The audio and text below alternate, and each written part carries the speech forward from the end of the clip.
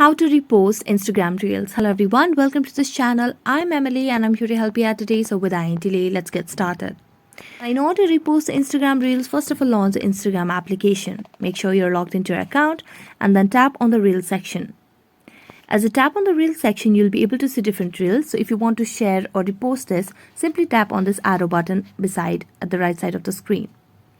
As you do that, here you'll be able to see the option of add to story.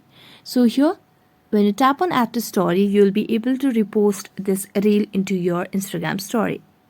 But you'll be giving this credit to the original creator. Now, there's no direct way to repost the Instagram Reels over here in your Reels section. So what you can simply do, and this is a kind of workaround.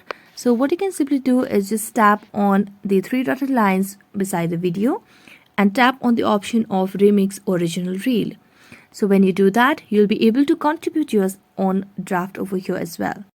So what you simply need to do over here is just tap on Edit Video. And here you can just put some portion of this original reel and then add your own portion over here.